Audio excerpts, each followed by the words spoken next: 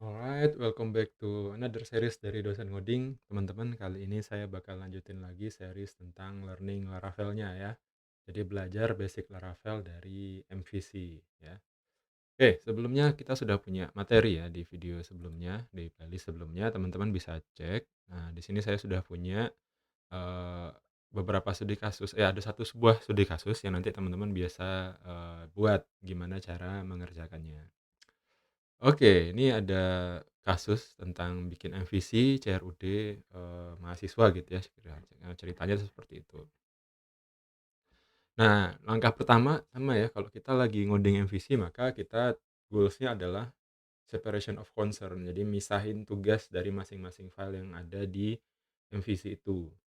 Nah, kenapa kok materi ini penting? Karena nanti ketika bermain di Laravel, teman-teman akan sering bermain dengan memisah-misahkan tugas dan fungsi dari file yang kita buat. Nah, sekarang alangkah baiknya kalau kita belajar dulu gimana memahami proses ini dari MVC yang biasa, yang PHP biasa gitu ya, tanpa menggunakan framework.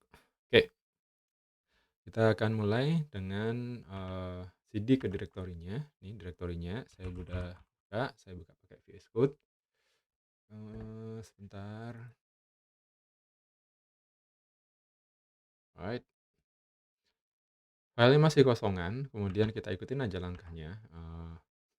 Bikin model, view, controller, config, index, PHP. Oke, sekarang kita bikin dulu foldernya. Controller. Terus kita buat lagi,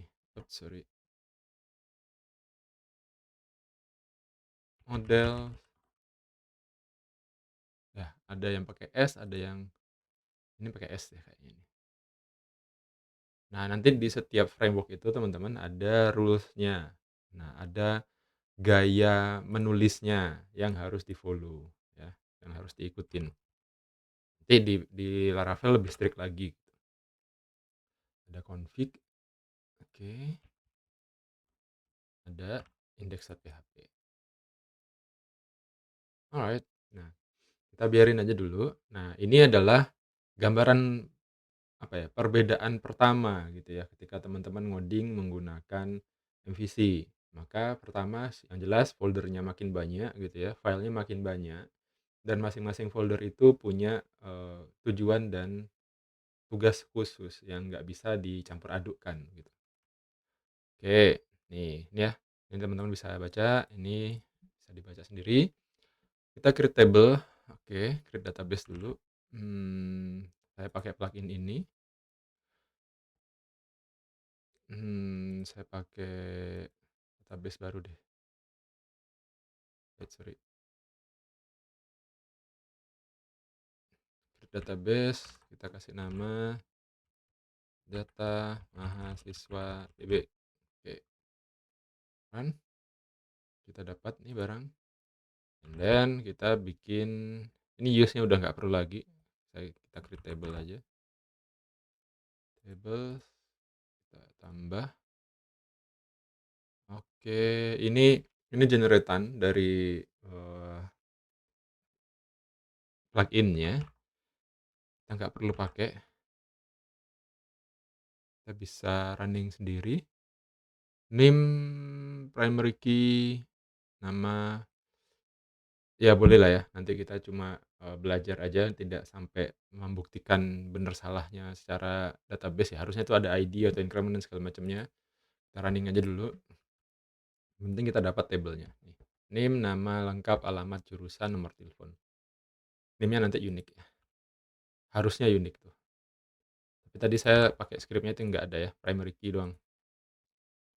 Oke, nah ini adalah pemisahan pertama. Jadi kalau kita mainnya pakai PHP biasa, yang satu file yang campur-campur aduk itu yang pakai spaghetti code, semuanya dijadiin satu.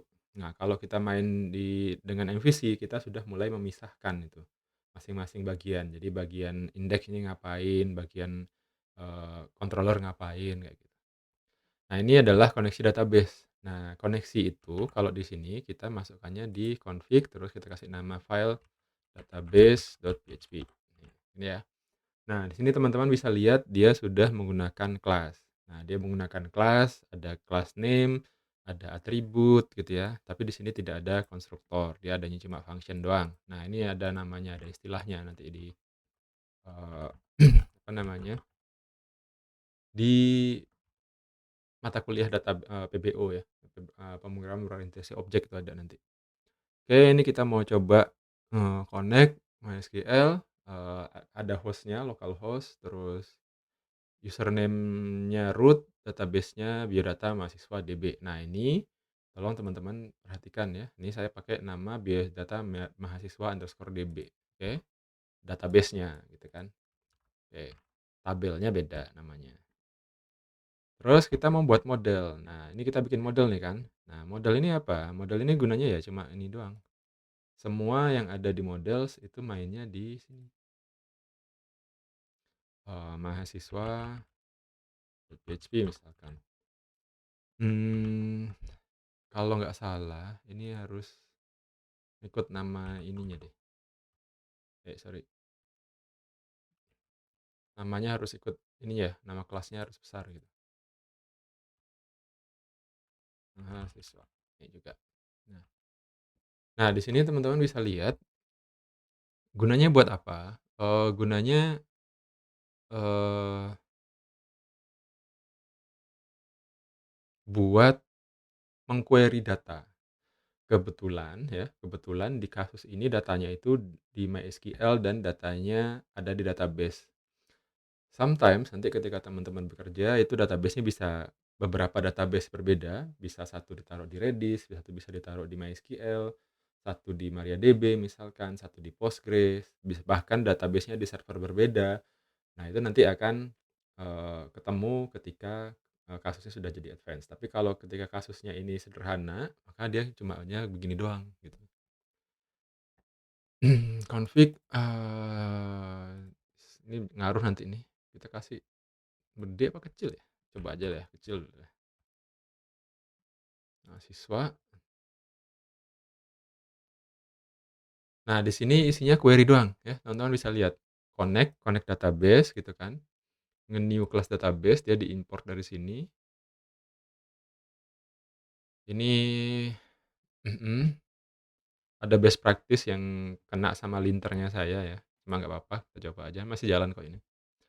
Terus di sini isinya semua query, query query query gitu ya. Terus selalu pakai prepare statement ya. Biasakan kalau main pakai PHP biasa, itu menerapkan prepare statement, kalau enggak nanti kena SQL injection, jadi hati-hati. Nih, modelnya udah. Controller. Nah, sekarang, controller-nya apa? Controller, bikin controller gini ya, ini kita copy nih. Nah, ini karena codingannya udah ada ya, kita main copy-copy doang nih. Controller namanya mahasiswa controller. Oke, sorry, ini rename. Nih, mahasiswa controller ini menjadi, eee, controller-nya yang nerima request, kemudian yang menerima request dari view, kemudian melemparkan sesuatu ke database, kemudian melakukan apapun yang ada di operasi-operasi itu yang dibutuhkan, kemudian nanti dia konekin ke view. Jadi controller itu tugasnya mengkoordinasikan antara view dan model. Jadi dia tidak boleh di luar dari itu. Jadi dia tidak tidak bikin view, dia nggak bikin tampilan, dia nggak nge-query data, dia cuma manggil model untuk ngambil data. Kalau dia butuh datanya diolah, nah nanti dia mikir di situ. Jadi logika bisnisnya nanti ditaruh di controller sini gitu ya. Nih, view mahasiswa, create segala macam. Bisakah? Oke, no problems. Kemudian kita masukkan lagi ke sini. Database udah, model sudah isinya semua cuma query doang, controller isinya cuma business logic doang gitu kan. Nah, ini dia nerima gitu kan, nanti kalau misalkan butuh validasi ya ditaruh di sini, terus nanti dia ngelemparin ke database ini, itu sudah bersih datanya gitu ya. Terus kita bikin view. Nah, ini view buat nampilin daftar mahasiswa, cuma di sini saya codingannya belum kelar.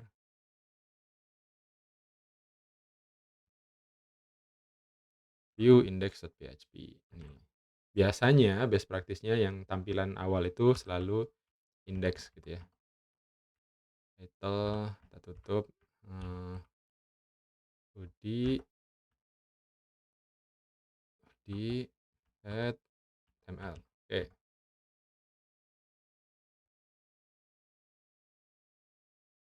Ah, ya udah biarin dulu aja ya. Ini linternya saya emang bandel banget. Terus, create. Nah, create apa ya? Create itu kita bikin form. Nah, di sini nanti, muncullah koleksi dari previous knowledge yang harus teman-teman punya. Jadi harus paham HTML, form itu apa, tag form gimana, method post kayak gimana, button gimana bikinnya gitu. Itu, eee, karena di pelajaran yang sebelumnya ya harusnya ya. Ini create.php nih. Kemudian kita lanjut lagi, edit nih. Nah, jadi view-nya pun satu-satu gitu. Nah, bayangkan kalau teman-teman masih menggunakan pendekatan yang lama, semua tampilan ini itu jadi satu, di dalam satu file. Nah, ini susah gitu. Nah, di index.php-nya gimana? Ngapain? Dia tinggal nge-require ini, controller-nya, kemudian nge-new controller-nya, dan melakukan, routing lah istilahnya di sini. Jadi, kalau di Laravel nanti ini berubah menjadi sebuah routing. Kalau di PHP biasa ya seperti ini gitu ya. Nanti ada routing class, ada routing apa di Laravel, semuanya itu berawal dari sini sebenarnya, logika berpikirnya ya. Nih, nah saya juga nggak tahu apakah code ini jalan apa enggak, saya ngambil dari kalau nggak salah ini dari Copilot ini saya ngambilnya, tapi pada dasarnya, prosesnya seperti itu teman-teman. Kita coba dulu indeks ini, homepage gitu ya, ini kita kasih list data page. Oke. Nah, di sini gimana kita ngejalaninnya, teman-teman bisa jalanin pakai PHP-Min-S ya. Atau saya tanya dulu deh Copilot nih. How to run this using PHP CLI.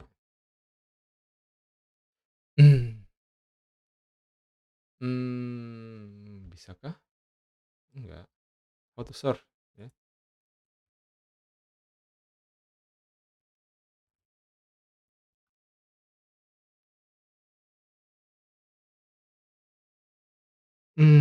PHP-Min-S kan ya, PHP-Min-S. Saya lupa nih.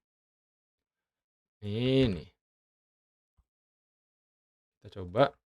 Dia gagal. Nah, ini memang harus diperbaiki ya.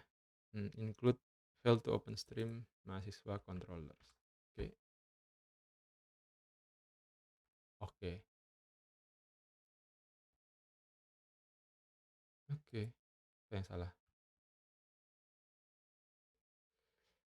Once use mungkin ya.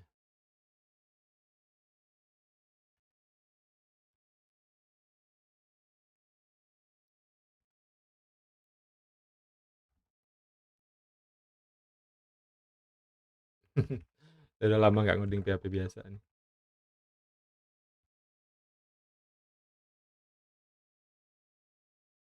Unexpected token expecting. Ah,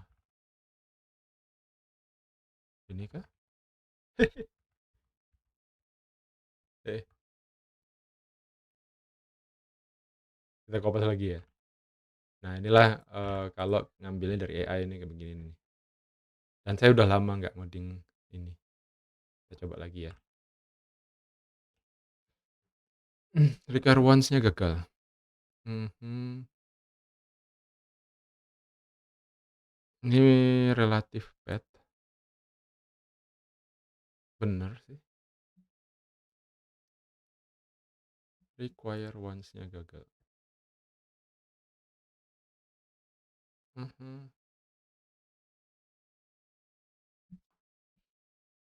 Oh, fuse-nya yang gagal ya?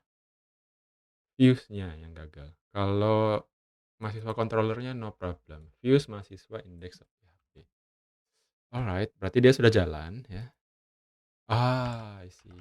Ya, ini dia minta views, ada folder mahasiswa, oke. Nah, inilah nanti yang teman-teman bakal alami ya, ngedebug begini nih, biasain aja. Programmer harus terbiasa dengan yang kayak begitu begini, aman, biasa aja ini. Tuh kan, nah keluar kan, list page, udah jalan nih barang. List page, kita coba bisa benerin dulu, index.php yang di sini dia manggil controller index gitu kan. Di controller index dia manggil mahasiswa. Nah, ini kita bisa pardam. Nah, nggak ada function dam atau dd atau apapun di sini ya. Adanya cuma pardam doang. Nih, VDO statement query tentang mahasiswa. Oke.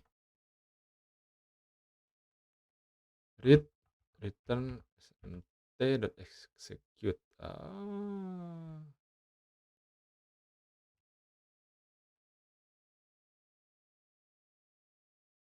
String 31. Oh, dia nggak ngeluarin itu ya? Salah ini berarti. Hah hah hah hah hah. Ya, begitulah teman-teman. Nanti ya kita lanjutkan, tapi pada intinya, eee, memisahkan antara model view dan controller. Nah, nanti saya publish ke Git yang codingan yang benar. Saya udah lama banget nggak pernah nyentuh, PHP natif, tapi pada intinya yang harus teman-teman kuasai adalah, setiap pattern MVC maupun yang lain dia punya rules dan dia punya, eee, punya apa ya, punya hal-hal yang harus diikutin gitu. Sama kayak ini ya, karena saya sudah paham sangat paham ya dengan Laravel, Livewire, Filament, tapi saya lupa nih codingan kayak begini, udah lama banget. Dan saya udah males nih ngurusin yang sampai sekecil-kecil itu gitu tuh. Biasanya kalau di Laravel langsung keluar modelnya langsung di-looping, kelar gitu kan. Tapi ini memang harus dilakukan dan tetapi ini memang harus diketahui. Dan ini adalah salah satu bentuk saya sendiri juga nggak nguasain terlalu banyak. Cuma nanti saya perbaiki, teman-teman bisa lihat, codingannya di GitHub, oke. Tapi intinya yang perlu teman-teman pahami adalah kita harus misahkan, rules atau task dari setiap, function atau class di MVC itu. Sesuai dengan tempatnya, nggak boleh salah kamar, oke. That's it guys. Thank you for watching. See you guys in the next videos.